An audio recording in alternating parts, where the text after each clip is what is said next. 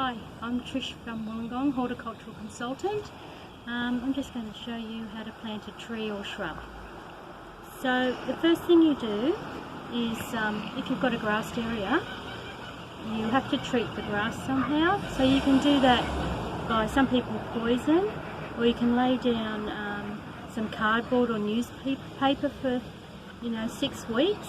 It takes a while for the grass to die underneath. Or you can just dig the grass out by hand. So underneath, and what we've got here is cow manure mixed with some sawdust that's been laying on top of this grass for a few weeks.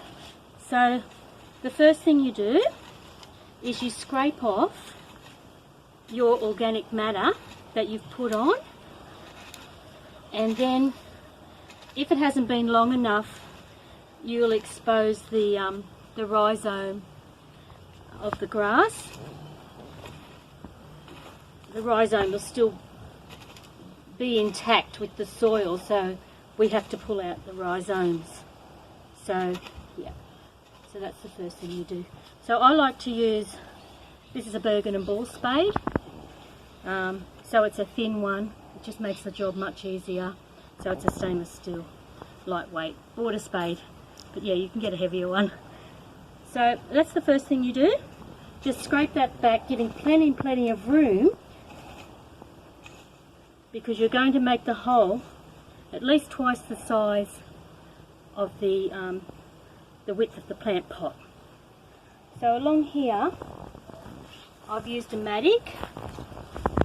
I've got a Disguard mattock, which I find easy to use, and then I do that sort of thing, cross action, to move the grass off the soil, and any worms, I like to save them. So what you do then is you get the grass and you remove the soil from all the rhizomes, and I like to just squash it all together, and that breaks it down to a fine tilth. So I've got a third hole here, so I've taken the grass off here, broken it all down to a fine tilth, and then I like to go down at least a spade depth, saving the worms as I go, and turning it over. And this is pretty good soil, so I just hit it lightly with the back of the spade to break the clumps. If the clumps are heavy and hard, you have to hit them hard with the spade. Nice and deep, at least a spade depth. So the depth of your hole is going to be the depth of this pot. So after it's all dug over like that, I like to use a planting compost, and I've got Martin's brand. So when it's a tree, I like to use a whole bag. And then what I do is I incorporate the Martin's compost, planting compost, into the existing soil.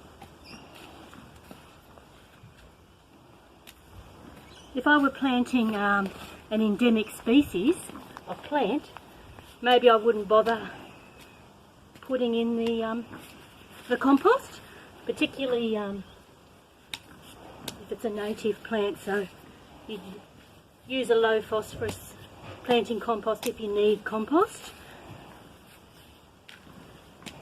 if it's in the Proteaceae family particularly.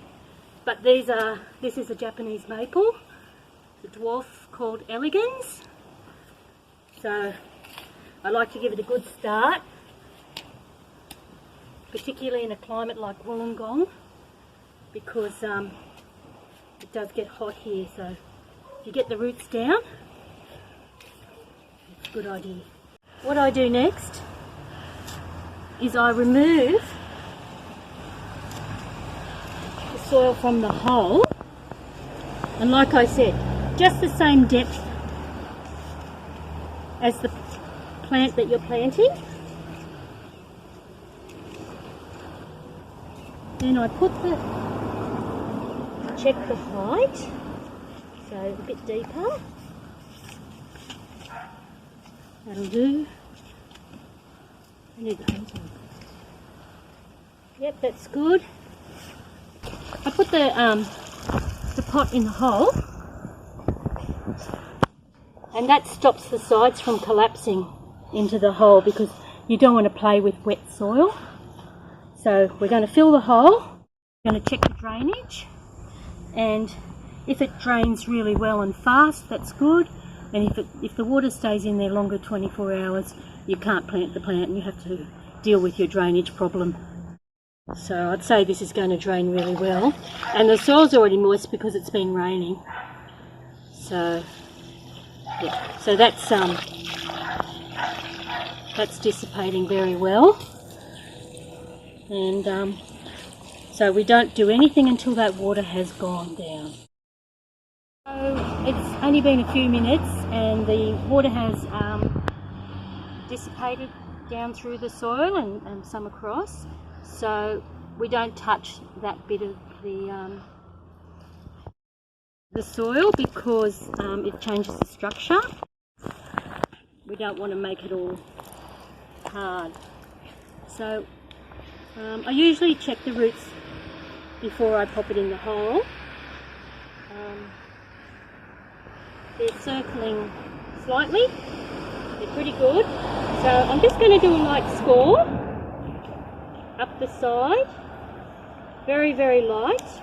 Sometimes if the roots are more matted, I use a serrated knife and I just run it down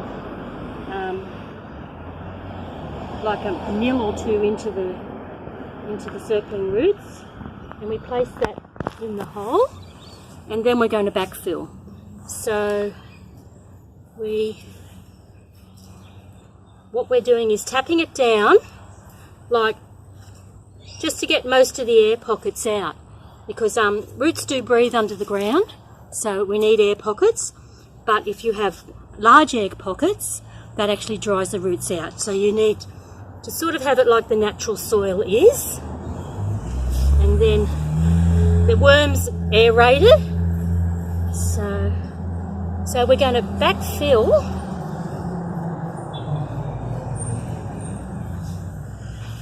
and make a depression where the tree is, just for the watering.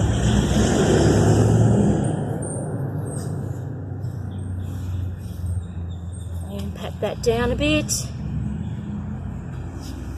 Then we're going to mulch. Now this is just a leaf mulch. It's nice and natural because the plan for this garden is woodland. So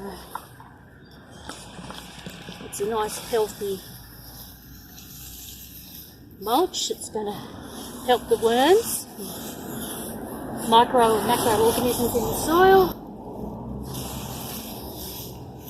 And that's it, all planted. So I'm just about to plant a little shrub ground cover, and it's a cransbill type ground cover geranium called Silver Cloak. So what I'd like to show with this is these two plants were bought at the one time, and I'd like to show you how to clear the roots. Now they're actually not too bad. So just imagine that the roots are circling there. So what I do is I just cut through. I don't cut off the bottom. Yep. And I might do it in 2 or 3 places. I'm just going to do it in 2 for this one. But I actually cut through those circling roots there. Then I plant it as the others. Now with this windflower, yeah, these were only bought 2 weeks ago, so I actually potted this to the next size pot because it was very, very pot bound, and you'll see how fast the roots grow. And yeah, the roots have already circled and it's only been 2 weeks. So that's why it's a good idea not to buy your plants too far in advance. And if you do, pop them into the next size pot. And I would actually, if I wasn't planting this in the ground today, I would pot this up again to the next size squat pot. So I just do that.